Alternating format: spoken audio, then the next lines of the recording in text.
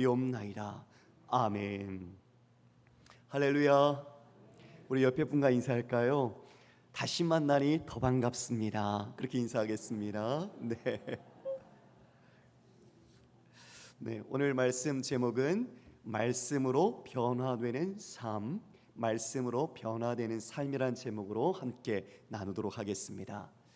우리가 지금 호세아서를 살펴보고 있지만 여러분, 이 호세아의 시작은 말도 되지 않는 결혼으로 시작됐죠. 음란한 여인을 맞아서 음란한 자식을 낳으라는 하나님의 그 호세아를 향한 명령이 있었습니다. 그것으로 이 시대에 하나님의 마음과 뜻이 어떤지를 드러내도록 한 것이었죠. 그 삶 자체는 고난이고 그 모든 지나가는 일들은 마치 십자가를 져야만 갈 수 있는 아픈 길이었습니다. 그리고 이제 우리는 말씀을 계속 보면서 에브라임이라는 그 북이스라엘이 얼마나 하나님 앞에 패악을 저질렀고 하나님의 마음의 아픔을 난도질했으며 오직 하나님을 경외해야 하는데 다른 우상 숭배를 하면서 이와 같이 하나님부터 멀어져가는 모습들을 살펴보고 있지요. 지난 시간에는 이 에브라임 북이스라엘에 대해서 뭐라고 말을 했습니까?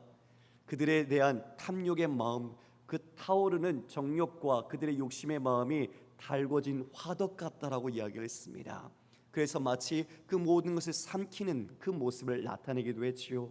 또 한편으로는 뒤집지 않은 전병처럼 한쪽은 다 타버리고 한쪽은 서리고서 도저히 먹을 수 없어 쓸모 없어진 버려야 하는 그러한 모습이 바로 이 에브라임의 이러한 모습이었다 이야기를 해주셨습니다.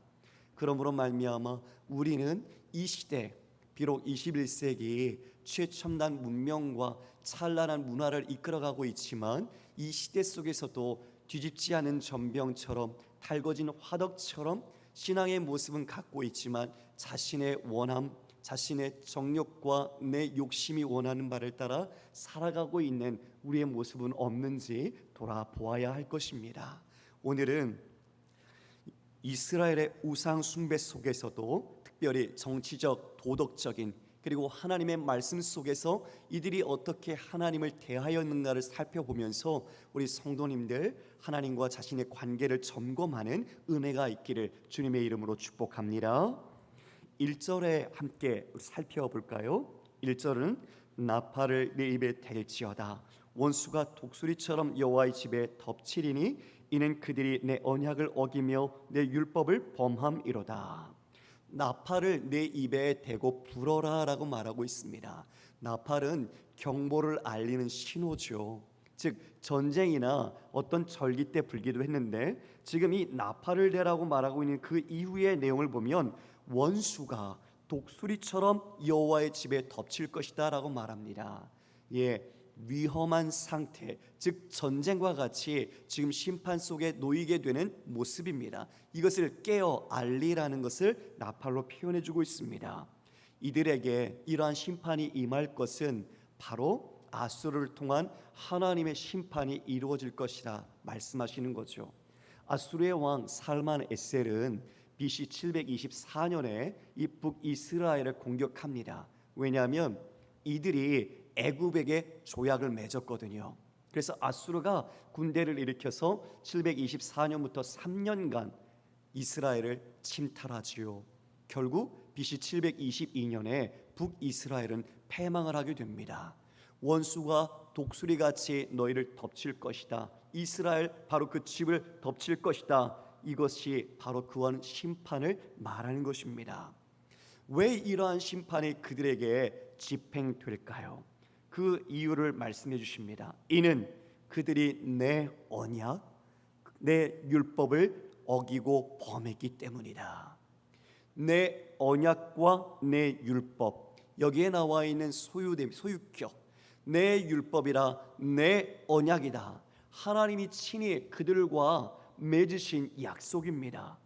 나는 너희의 하나님이 되고 너희는 내 백성이 되리라. 여러분, 하나님께서 이 시간과 이 공간 속으로 들어오셔서 이 역사 안에서 이스라엘을 택하셨고 이스라엘과 약속을 맺으셨습니다. 이것은 실로 어마어마한 사건이죠. 왜냐하면 창조주가 이 모든 것을 창조하시고 경영하시는 가운데 한 민족에게 임하여 약속을 맺는다는 것은 어마어마한 특혜일 수 있습니다. 그런데 그들을 택하신 이유는 그들이 숫자가 작기 때문이라고 말씀하고 있습니다. 약한 민족이라는 거죠. 하나님은 일하심의 방법이 이 세상의 크기와 능력과 세력을 모아서 하시는 것이 아니라 그들을 다 물리치시고 오히려 연약하고 힘이 없는 자, 그리고 세상에서 눈여겨보지 않는 그런 사람들을 모아 하나님은 자신의 일을 이루심으로써 하나님의 능력을 드러내십니다. 바로 그렇게 택한 것이 이스라엘이었죠. 근데 이스라엘이 지금 그와 같이 하나님이 주셨던 호의, 하나님의 은혜를 상징하는 율법과 언약을 어떻게 했습니까? 어겼습니다. 그것을 범했습니다. 그것은 단지 한 규칙을 깬 것이 아니라 서로의 관계가 연합되어 있는 것을 파괴한 것입니다. 마치 남편과 아내가 하나님이 짝지으셔서 하나라고 말씀해 주셨는데 아무도 나눌 수 없는 그것을 짝지은 것을 파괴시켜서 그 모든 연합과 생명을 끊어버린 것처럼 하나님으로부터 오는 거룩, 생명, 그리고 그 은혜, 이 모든 것이 없으면 인간은 참된 의를 경험할 수 없는데 바로 그 의가 없어진 상황 속에서도 자신들은 여전히 잘 살 수 있는 것처럼 착각하면서 그 율법과 언약을 깨버린 것이죠. 그로 말미암아 하나님께서는 이제 그 심판을 단행하시는 것입니다. 때가 이미 돌이켜도 늦었습니다. 그들이 후회하고 하나님께 살려달라 요청하고 호소할지라도 늦었습니다. 너무 이미 오랜 시간이 지나갔기 때문입니다. 그래서 2절에 이렇게 말합니다. 그들이 장차 내게 부르짖기를 나의 하나님이여 우리 이스라엘의 주를 아나이다.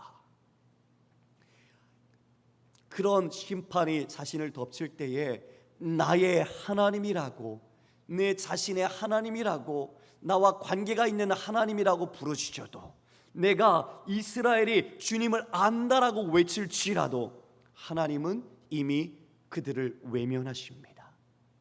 왜냐하면 이들의 이러한 외침에는 진정성이 결여되어 있기 때문이죠. 우리가 지난번에 살펴본 것처럼 그들은 회개 공식을 갖고 있는 겁니다. 우상을 섬기다가도 우상을 통해서 자신들이 어려움을 당할 때 여호와께로 돌아가자, 힘써 여호와를 알자, 그러면 그가 우리를 싸매시고 도로 낫게 하실 것이다 라고 하지만 그들은 여전히 자신의 삶의 변화는 없었습니다. 입술로는 그들이 공경함은 있지만 하나님을 향한 전심의 마음은 나타나지 않았던 것이죠. 지금 그들 이와 같이 우리가 이스라엘의 주를 아나이다라고 말을 하지만 하나님은 이미 그들의 마음과 본심을 아셔서 그들을 외면하시는 것입니다. 3절 우리 함께 읽어볼까요? 3절 시작. 이스라엘이 이미 선을 버렸으니 원수가 그를 따를 것이라. 이스라엘이 이미 선을 버렸다고 말합니다. 선이라는 건 무엇일까요? 하나님께서 주신 복된 삶을 이야기하죠. 우리 1절에서 말한 것처럼 그들이 버린 내 언약과 내 율법으로 말미암은 믿음의 삶, 택함 받은 백성의 삶입니다. 그런데 그걸 어떻게 했다고 말합니까? 버렸습니다. 가치를 알지 못하고 그 모든 내용과 맺은 약속을 깨버리며 버렸습니다. 사랑하는 성도 여러분, 여러분의 삶 속에 가장 굳건히 맺은 약속이 있다면 혹시 어떤 약속이십니까? 한번 떠올려 보시겠습니까? 그런데 그 약속이 만약 깨어졌다면 여러분의 마음은 어떤 상황일까요? 어떻게 그 마음 속에 어떤 감정이 들었을까요? 사랑하는 사람일수록 그 사랑하는 사람이 자신의 마음을 알아주지 못하거나 자신의 마음을 섭섭하게 하면 마음이 상당히 괴롭고 아프죠. 사랑하는 그 강도와 비례에 따라서 더 아픕니다. 하나님은 지금 이들을 자녀 삼으실 때 자신의 창조, 그리고 이어진 그들의 타락, 그리고 하나님께서 최종적으로 회복하실 그 구원을 바라보면서 예수 그리스도, 성부, 성자, 성령 삼위 하나님은 구원 협약을 맺으셨습니다. 우리가 마가복음에서 보는 것처럼 예수님께서 그 구원을 완성하기 위해 십자가 지셔야 했던 것이죠. 삼위 하나님은 노아의 홍수 심판 이후에 저 하늘에 걸었던 활, 무지개의 방향이 하나님 자신을 향하도록 만드셨고, 그리고 하늘에 걸었던 무지개처럼 예수 그리스도를 십자가에 거셨습니다. 이것은 우리의 시간 속에서는 점진적으로 이루어지지만 하나님은 시간에 구애받지 않기 때문에 이 모든 시작과 끝을 동시에 보시는 하나님께서는 이 모든 협약이 이미 이루어지며 완성되어 가고 있던 것이죠. 즉 호세아 시대에도 하나님께서는 이 말씀 속에서 예수 그리스도를 담아내고 이야기하고 계시는 것입니다. 그 언약이 상징하고 있는 새 언약, 우리에게 부어주실 성령을 통하여 우리의 마음이 다시 주님과 연합되어 성령으로 말미암아 떨어지지 않도록 이제는 내 마음, 내 말씀, 이것을 너희 마음속에 새기겠다고 하신 하나님의 그 사랑이 이 말씀 속에 이미 점진적으로 나타나 가고 있는 것이죠. 그들은 이와 같이 하나님을 향하여 배신했습니다. 그 배신의 강도가 우리가 지금 단순히 느끼는 이 구절 속의 마음과 하나님은 달랐을 겁니다. 하나님은 우리를 지으신 분이고, 그리고 우리를 사랑하셨고, 그리고 우리를 위해 언약을 주신 분이셨는데, 약속까지 맺었으나 피조물인 인간이 하나님을 등지고 돌아섰으니 하나님의 마음의 상처는 우리가 가늠조차 하기 어려운 깊이였을 것입니다. 그래서 그들에게 원수, 그들이 따를 것이다 라고 이야기를 하십니다. 4절은 이렇게 말합니다. 그들이 왕들을 세웠으나 내게서 난 것이 아니며 그들이 지도자를 세웠으나 내가 모르는 바이며 그들이 또 그 은금으로 자기를 위하여 우상을 만들었나니 결국은 파괴되고 말리라. 그 이스라엘의 정치적, 종교적으로 어떻게 했는가, 이것을 친히 고발하는 것입니다. 왕들을 세웠습니다. 그런데 하나님과 상관없이 내게서 난 것이 아니라 그들이 지도자들을 세웠다라고 말합니다. 아시는 것처럼 하나님께서 왕을 허락하심은 이 인간들이 이와 같이 다른 나라를 보면서 우리에게도 왕을 세워달라는 요구를 하나님께서 마지못해 허락하신 것이죠. 하나님만이 이스라엘의 진정한 왕이셨습니다. 그런데 이제는 어떻게 됩니까? 자신의 마음대로 세우는 것이죠. 하나님께 묻거나 하나님의 뜻을 기다리거나 하는 것이 없이 자신들이 원하는 정치적인 이해 집산을 따라서 자신들의 정당을 만들듯 왕을 세우는 것입니다. 그래서 그 왕들을 세우고, 그렇지만 하나님은 나는 모르는 바다, 이렇게 말씀을 하고 있죠. 여러분, 여로보암 2세 이후 11년 동안 5 왕조가 바뀌었습니다. 11년 사이에 5 왕조가 바뀌었다는 건 그만큼 짧은 시기 동안 얼마나 그 많은 암투와 암살과 이와 같은 정변이 있었다는 것을 이야기해 주고 있는 거죠. 인간이 권력을 잡기 위하여 하나님께 묻지 않고 이들이 이러한 치열한 악행을 행하고 있었습니다. 종교적으로는 어떻습니까? 그들이 또 그 은금으로 자기를 위하여 우상을 만들었나니 결국은 파괴되고 말 것이다. 우리가 알고 있는 것처럼 여로보암 1세, 그가 이와 같이 베델과 단에 무엇을 만들었죠?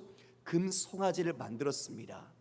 예루살렘에 내려가 제사를 지내지 못하도록 이와 같이 한 경계선을 지어서 이 아피스라는 애굽의 신의 형상을 따라 만든 그 소를 2곳에 세워 자신과 이후에 역대 이스라엘의 모든 왕들이 그것을 섬기도록 명령을 했지요.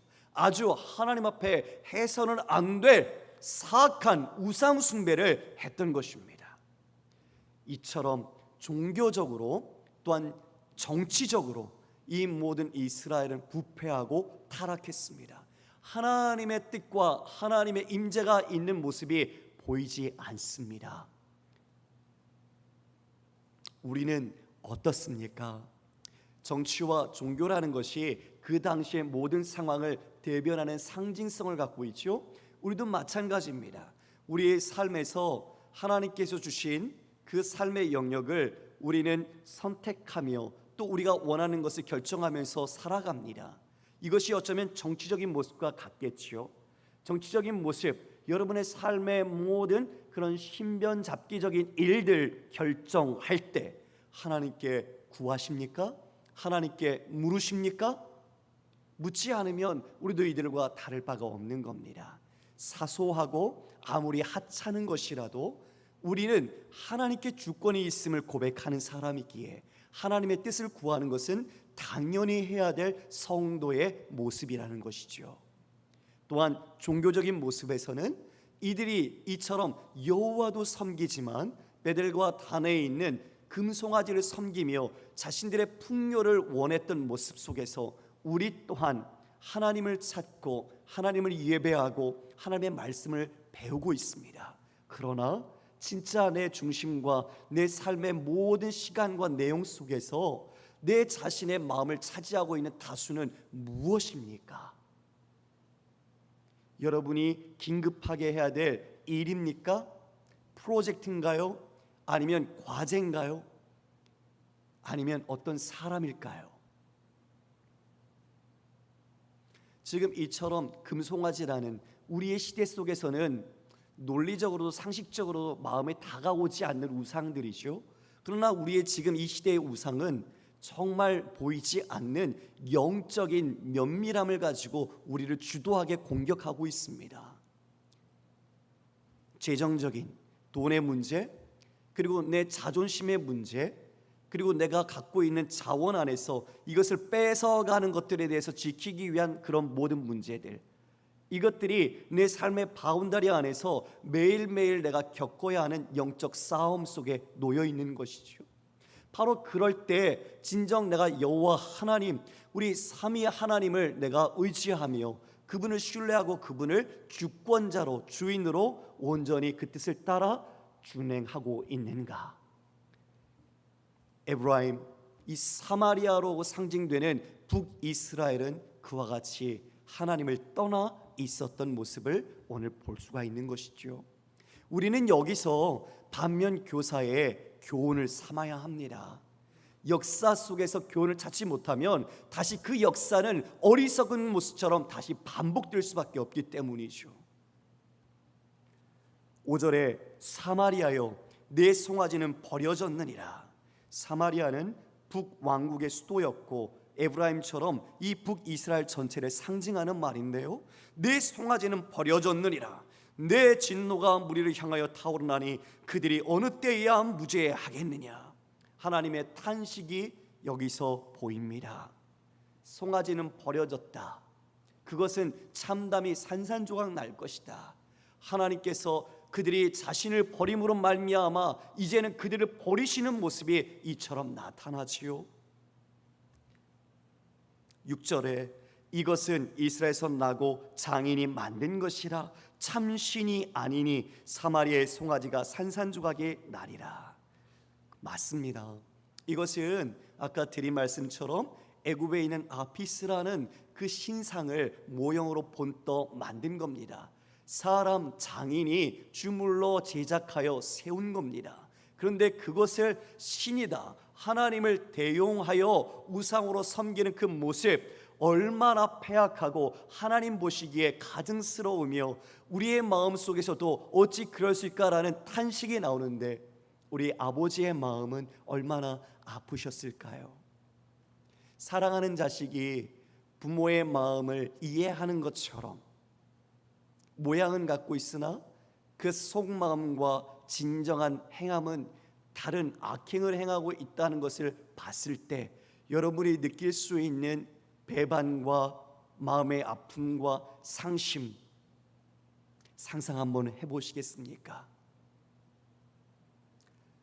부모로서 자녀를 양육하면서 하나님의 마음을 조금이나마 더 알아가는 것 같아요. 자녀들이 부모의 마음대로 된다면 참 기쁘겠지만 그런 자녀가 어디 많겠습니까? 지금 이 자리에 앉아 계시는 많은 부모님들이 그러한 마음 속에 주님이 지금 탄식하듯 그 아픔과 인내와 상처를 끌어안고 이러한 자녀들을 양육하셨겠지요. 하나님이 지금 이처럼 이 이스라엘을 양육하며 이끌어 가시는 것입니다. 그러나 매번 좋을 수는 없지요. 심판의 회초리를 들어서 그들을 징계하시는 모습이 오늘 그렇게 나타나는 것입니다. 우리 7절 말씀을 함께 읽을까요? 시작. 그들이 바람을 심고 광풍을 거둘 것이라. 심은 것이 줄기가 없으며 이삭은 열매를 맺지 못할 것이요 혹시 맺을지라도 이방 사람이 삼키리라. 그들이 무엇을 심고 있습니까? 농부처럼 바람을 심는데요. 여러분, 바람은 잡히는 게 없죠. 지나가면 흔적은 남는다고 하더라고요. 그러나 보이진 않습니다. 헛된 것을 상징하는 게 바람이죠. 그래서 그들이 바람을 심고 있는 거예요. 지금 이와 같이 모든 우상 숭배하는 모든 것들의 그 원인과 결과는 다 바람입니다. 헛된 것을 쫓아갔고 거두는 것도 헛된 것을 거두는 거죠. 그래서 지금 바람을 심고 광풍을 거둘 것이다. 이 광풍은 그들이 당하게 될 환난, 심판을 상징하는 단어입니다. 안타깝습니다. 지혜가 없어서 그랬을까요? 그들이 어리석어서 그랬을까요? 그들은 왜 이처럼 하나님이 하지 말라는 것을 이와 같이 하면서 스스로 심판을 초래했을까요? 바보는 아니었겠죠. 그렇죠? 그들 나름대로 자신의 삶에서 자신의 행복이라는, 안녕이라는, 그리고 자신의 안전을 담보하기 위한 것을 최선을 다해 그들은 노력한 것입니다. 그런데 그 노력이 하나님 안에서 이루어져야 하는데 그 범위를 넘어선 거죠. 이것은 헛된 것이라고 이야기해 주는 것이며 그것은 오히려 심판으로서 광풍이 몰아치게 될 것을 말해 주는 겁니다. 여러분, 우리도 그렇죠. 우리가 지금 복음주의 안에서 기독교라는 우리가 함께 모여 예배하지만 우리 안에 있는 이 복음의 스펙트럼을 얼마나 넓게 사람들은 보는지 모릅니다. 그래서 그 안에는 기복주의와 번영주의, 성공주의들이 다 들어와 있어요. 진정한 복음 속에 그런 것들을, 세상 것들을 갖고 와서 복음이 수단화되고 자신의 어떤 욕구와 욕망을 이루어주는 하나의 도구처럼 전락되어 있다는 것이죠. 예수 그리스도의 그 능력이, 우리의 복음의 능력이 내 영원한 생명과 경건함의 능력이 아니라 이 땅에서 내 자신을 정말 돋보이게 하고 내 이름을 높일 수 있는 것들로 주어지기를 원하는 잘못된, 그릇된 신앙관들이 얼마든지 우리 안에 있다는 것입니다. 바로 이스라엘이 그러한 모습 속에서 하나님을 그처럼 대한 거죠. 하나님은 결코 만홀히 여김을 받으시 않으십니다. 하나님은 사람의 외모가 아니라 중심을 보시기 때문이죠. 그래서 하나님은 속지 않으십니다. 우리가 경건한 모습처럼 외양은 갖추고 있을지라도 우리의 마음이 하나님을 전심으로 의뢰하고 있지 않다면 하나님은 그 예배를 받지 않으시는 것이죠. 그들이 심지만 줄기도 없고 이삭은 열매를 맺지 못할 겁니다. 그러나 행여 열매가 맺힌다고 해도 그들 스스로가 그것을 먹지 못하고 이방인들이 그것을 취하게 될 것입니다. 처참한 상황이 되는 것이죠. 8절에 이스라엘은 이미 삼켜졌은즉 이제 여러 나라 가운데 있는 것이 즐겨 쓰지 아니하는 그릇 같도다. 여러분, 이스라엘이 마치 어떻게 된 그릇이요? 즐겨 쓰지 않는 그릇 같다라고 말하고 있습니다. 제가 이 8절을 세번역 성경으로 여러분께 다시 한번 말씀드리겠습니다. 함께 읽어볼까요? 시작. 이스라엘은 이미 먹히고 말았다. 이제 그들은 세계 만민 속에서 깨어진 그릇처럼 쓸모없이 되었다. 뭐처럼 되었다고요? 깨어진 그릇. 여러분, 깨어진 그릇은 더 이상 쓸 수 없죠. 마치 한쪽만 태운 전병, 뒤집지 않은 전병처럼 무용지물입니다. 그렇게 용도가 폐기된 것들은 버려지는 것이죠. 지금 이스라엘이 그렇게 된 거예요. 이제 그들은 세계 열강에 먹혀버렸고 이제 그 만민 속에서 깨어진 그릇처럼 쓸모없이 버려집니다. 누구도 하나님의 백성, 하나님의 언약의 백성이라는 그 자긍심 있는 모습으로 이스라엘을 보는 게 아니라 다 끝난, 이제 아무런 쓸모도 없는, 버려져야 되는 쓰레기같이 이스라엘을 바라보고 있는 것이죠. 어찌 하나님의 선민이라는 이스라엘이 이렇게 되었을까요? 안타깝기 그지없습니다. 그러면서 이제 9절에 이렇게 말합니다. 9절도 세번역 성경으로 제가 읽어드리겠습니다. 외로이 떠돌아다니는 들나귀처럼 아시리아로 올라가서 도와달라고 빌었다. 에브라임은 연인들에게 제 몸을 팔았다. 보시는 말씀처럼 아무도 이제 깨어진 그릇이기 때문에 찾지 않습니다.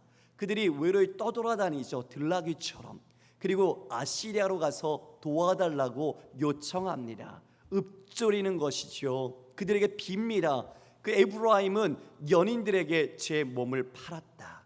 몸을 팔아서 자신의 삶과 생명을 연명해야 하는 비참한 상황, 바로 그것이 에브라임의 현실이었습니다. 말씀을 내려줘도 되겠습니다.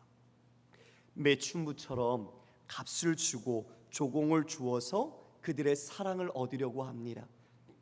결국 하나님보다 영광을, 그 강력한 제국을 의지하면서 하나님을 떠났지요. 이제 그들은 하나님의 광풍이 몰아치게 될 것입니다. 의지했던 것이 자신을 때리는 채찍이 되고 마는 것이죠. 그래서 여러분, 하나님 외에 의지하지 마십시오. 할렐루야. 사람이라도요, 사람을 믿지 마십시오. 의지할 대상이 아닙니다. 사람은 사랑하고 섬겨야 될 대상입니다. 할렐루야. 왜냐하면 사람과 아니면 그 다른 것들을 의지했다가 우리는 큰 낭패와 상처와 절망을 경험하기 때문입니다. 오직 거짓말하지 아니하시고 변개치 아니하시고 영원히 진실하신 분, 하나님 한 분 외에는 없습니다. 그러므로 여러분의 마음을 활짝 여십시오. 하나님을 향하여 그 마음을 온전히 내어 드리십시오. 그 마음을 아시는 주님은 여러분을 기쁨으로, 그리고 여러분에게 그와 같은 은혜와 하나님의 축복으로 되돌려 주실 것입니다. 그런데 이들은 우상을, 그리고 아시리아를 또는 애굽을 그와 같이 연인에게 제 몸을 팔듯이 팔아서 사랑을 구걸하는 상황이었습니다. 그러나 결국은 그 모든 멸망과 그리고 심판은 곧 눈앞에 들이닥치게 될 것입니다. 10절에 이렇게 말합니다. 10절에 그들이 여러 나라에게 값을 주었을지라도 이제 내가 그들을 모으리니 그들은 기도자의 임금이 지워준 짐으로 말미암아 쇠하기 시작하리라. 아무리 여러 나라의 뇌물과 조공을 바쳐도, 그렇게 환심을 사려 하려고 할지라도 그들의 멸망은 막지 못합니다. 하나님께서 모으셔서 이제 그들을 치실 것입니다. 그들은 지도자의 임금이 지워준 짐, 뭐지요? 조공과 이와 같은 뇌물들이죠. 갖다 바쳐야 하는데 다 백성의 고요를 짜서 그것을 모아서 바쳤으니까요. 이 지도자들이 오히려 더 이런 억압과 착취를 하는 그 고통이 점차 이들은 쇠하기 시작할 것이다 라고 말합니다. 11절에 에브라임은 죄를 위하여 제단을 많이 만들더니 그 제단이 그에게 범죄하게 하는 것이 되었도다. 이걸 지금 우리말로 바꾸면 어떻게 될까요? 이렇게 말할 수 있을 것 같습니다. 우리가 죄를 용서받기 위하여, 즉 회개하기 위하여 예배를 많이 드렸지만 그 예배를 드리는 것이 오히려 우리에게 죄를 더했다. 어떻게 이런 일이 됐을까요? 왜 이랬을까요? 그들이 이렇게 이야기를 합니다. 즉 그들은 자신의 죄를 다시 회개하기 위하여 제단을 드려 제사를 드립니다. 그런데 그 제사를 드릴 때 여호와를 찾지만 그 마음속과 그 모든 형식이 다 바알을 섬기듯 우상을 섬기는 것처럼 하나님을 대했던 것이죠. 여러분, 하나님의 사랑은 아주 독점적인 사랑입니다. 사랑은 독점성을 갖고 있죠. 즉 우리가 형제와 우리 자매가 함께 나누는 그런 사랑이 말고요, 우리가 부부가 함께하는 그런 사랑처럼 그 사랑은 독점성을 갖고 있습니다. 그래서 그 사랑이 만약 다른 사람을 향하면 질투라는 마음이 발동이 되죠. 그래서 하나님을 우리는 질투의 하나님이라고 이야기를 해요. 하나님은 자기의 사랑을 다른 사람에게 나누는 것을 결코 용납지 않습니다. 특별히 이러한 우상을 이야기하는 것이죠. 우리가 가정을 한번 해보십시오. 남편과 아내가 난 당신 사랑해 이렇게 이야기는 하는데 눈길은 다른 여자나 다른 남자에게 가 있으면 그 말을 여러분 100% 이해하며 받아들일 수 있겠습니까? 아니죠. 그렇죠? 저라도 기분이 나쁠 것 같아요. 저라도 기분 나쁠 것 같아요. 사랑이라는 말을 그냥 예를 들어서 저희 집사람이 저한테 사랑해라고 말하는 거 얼마든지 기쁜데 다른 남자에게 사랑해라는 그런 표현을 쓴다면 저는 질투할 것 같아요. 사랑하는 만큼 아직도 저는 여전히 제 아내를 사랑합니다. 하나님은 근데 그 사랑이 영원하세요. 그 고집이 얼마나 센지 여러분은 결코 포기하지 않으신다는 거죠. 그죠? 그러니 여러분 빨리 마음을 고쳐 먹으셔야 돼요. 곁눈질하면 안 돼요. 홀로 오직 우리의 하나이신 한 분이신 하나님께 우리의 마음과 눈길을 반드시 오롯이 드려야 하는 것이죠. 그들이 이처럼 제단을 많이 만들수록 그들은 범죄하게 되었습니다. 12절 말씀을 우리가 함께 읽겠습니다. 시작. 내가 그를 위하여 내 율법을 만 가지로 기억하였으나 그들은 이상한 것으로 여기도다. 오늘 가장 중요한 말씀이라고 생각이 됩니다. 여러분, 하나님께서 지금 그 이스라엘 그 백성을 위하여 내 율법, 자신의 율법, 자신이 어떠한 분이고 자신의 뜻이 무엇인지를 이와 같이 만 가지로 기록하여 주었어요. 그런데 그들은 그것을 어떻게 여긴다고요? 이상한 것, 낯선 것으로 여긴다는 겁니다. 생뚱맞은 것으로 여긴다는 거죠. 즉 율법을 주었지만 그 율법을 가까이 하지 않았다는 거예요. 그 율법을 자신과 상관없는 것으로 여긴 겁니다. 하나님이 너희를 사랑해, 내 뜻은 이래, 나는 너희들과 함께 이렇게 살고 싶어, 이러한 말씀을 주셨는데 그것을 외면해 버린 거죠. 나는 그 율법과 상관없어. 이스라엘은 그렇게 하나님의 율법을 홀대해 버린 겁니다. 얼마나 있어서는 안 될 일이죠. 우리가 지금 이렇게 말씀을 듣고 있는데 그 말씀을 듣지만 그 말씀을 무시하고 그 말씀을 외면하고 더 나아가서 그 말씀과 상관없이 살아가는 삶, 그렇다면 그 제사는 과연 진정한 제사이겠습니까? 아니죠. 그것을 지금 이와 같이 드러내셔요. 그들이 이상한 것처럼 여겼다. 하나님의 율법을 그들이 받았지만 오히려 그들은 그 율법을 낯선 것으로 여기며 하나님과 관계없는 삶을 자기 뜻을 따라 살아간 것입니다. 여러분, 우리 여기서 우리의 예배의 중심을 돌아보길 원합니다. 여러분은 정말 누구를 예배하고 계십니까? 그리고 여러분은 여러분 어떠한 예배자입니까? 그리고 여러분은 예배를 통해 무엇을 원하시고 계십니까? 우리는 이 세 가지 질문 앞에 자신이 스스로 답을 할 수 있어야 합니다. 하나님이 어떤 분인지를 모르고 예배한다는 것은 정말 그릇된, 잘못된 신앙의 첫 출발이죠. 하나님을 온전히 할 때 올바른 예배를 드릴 수 있기 때문입니다. 두 번째, 예배자는 바로 여러분은 어떠한 중심으로 예배하고 있습니까? 형식적으로, 습관적으로, 의례적으로 그 시간이 되니 그 장소에 가서 우리가 그렇게 있어야 뭔가 마음이 편하고 안 드리면 마음이 불편하고 그래서 예배에 참석하는 걸까요? 그래서는 안 될 것입니다.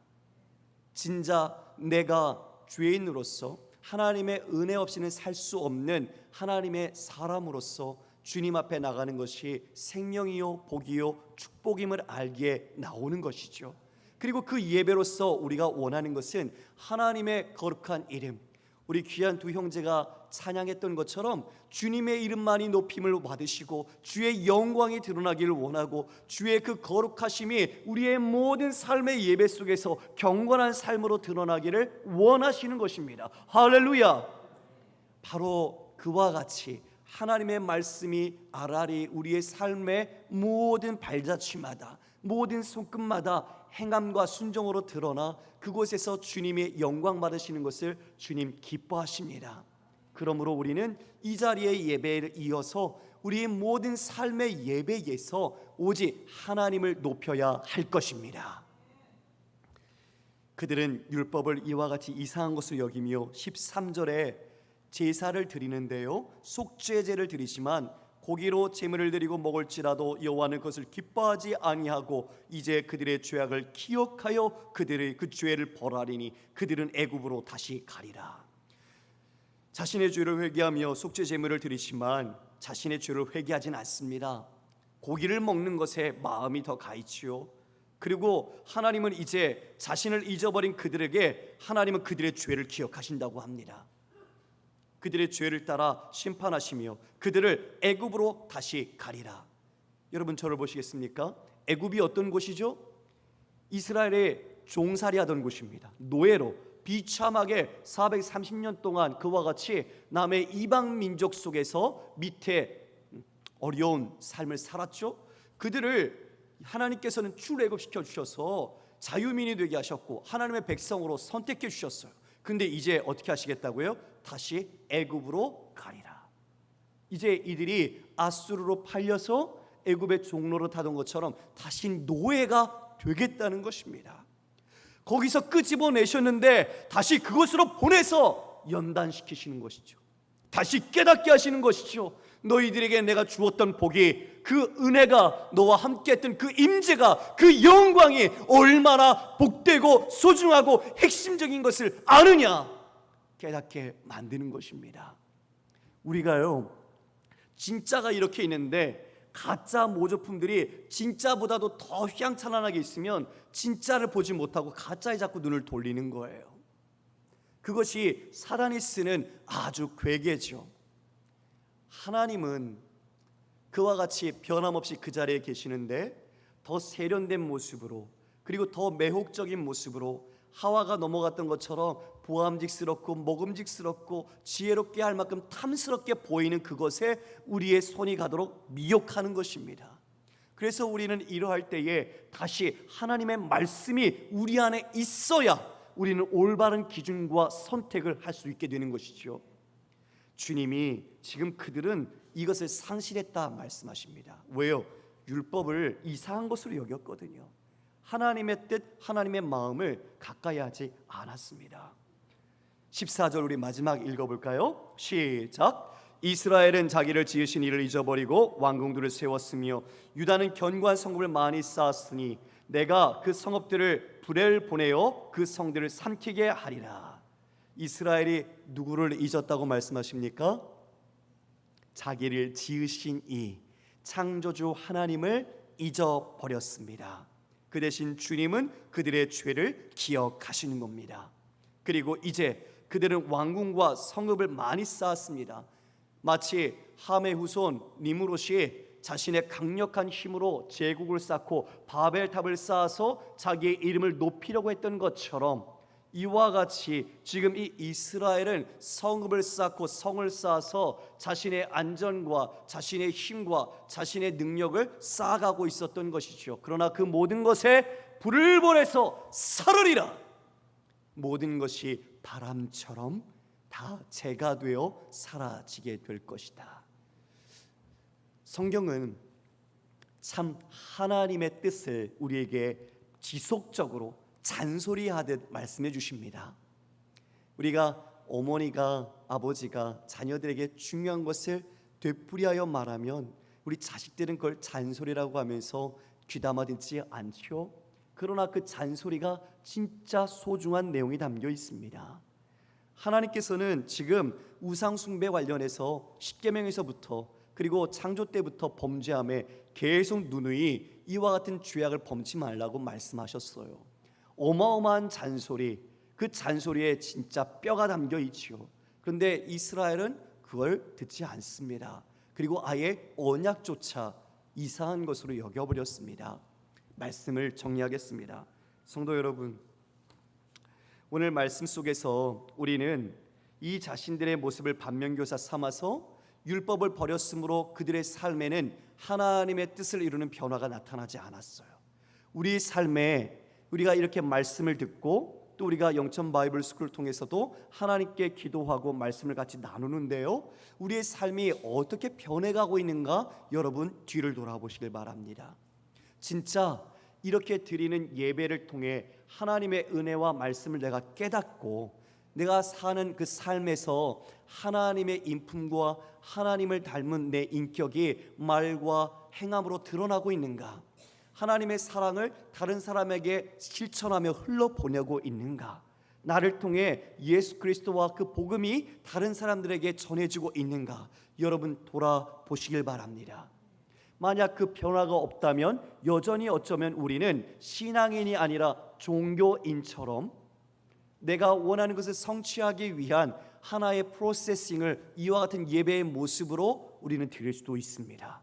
오늘 하나님께서 이처럼 그들의 제사에 대한 허황됨, 바람 같은 것을 이야기해 주셨던 것처럼 우리는 내 자신이 진짜 어떠한 믿음이 있는지, 그리고 어떠한 중심으로 하나님을 찾으며 하나님과 함께하고 있는지 우리가 다시 한번 돌아보고 결단해야 할 것입니다.